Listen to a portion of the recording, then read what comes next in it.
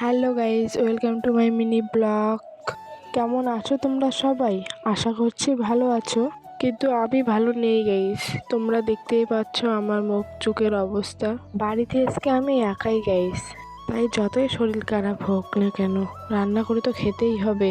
তো দেখো এইদিকে আমি সোয়াবিন ভিজে রাখতেছি, সোয়াবিনে তরকারি বানাবো। তাই তোমাদের একটা কথা বলি বন্ধুরা, তোমরা আমার ভিডিওটা দেখো কিন্তু লাইক কমেন্ট করো না। আমার পাশে থাকলে তবেই তো আমি এগোতে পারবো গাইস। তো প্লিজ লাইক শেয়ার কমেন্ট করে দিও। তো যাই হোক, আমি জানি তোমরা করে দেবে। তো দেখো এইদিকে আমি রান্না বসিয়ে দিলাম।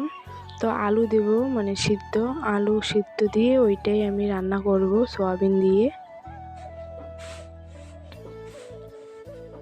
তো দেখো এইদিকে আমার ভাত সিদ্ধ হয়ে গেছে। তো আমি এখন ভাতটার মার ছেঁকবো।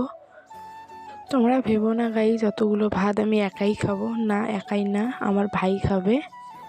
ও হ্যাঁ, একটা কথা তো বলতে ভুলেই গেছি, কারণ আজকে আমার মা বাবার একাদশী, তাই ভাই আর আমার জন্য আমি রান্না করতেছি। তো আজকে পুরোটাই নিরামিষ রান্না করতেছি। শুধু সয়াবিন আলু তরকারি না, আমি সাথে ফুলকপি ভাজা করেছিলাম। তো গাইজ ভিডিওটা আমি এখানেই শেষ করছি। ভালো লাগলে, তোমরা তো জানোই কি করতে হয়, নতুন করে আর কি বলবো। তো ভিডিওটা এখানেই শেষ করছি। ভালো লাগলে like share comment and subscribe. Tata guys, সবাই ভালো থাকবেন, সুস্থ থাকবেন।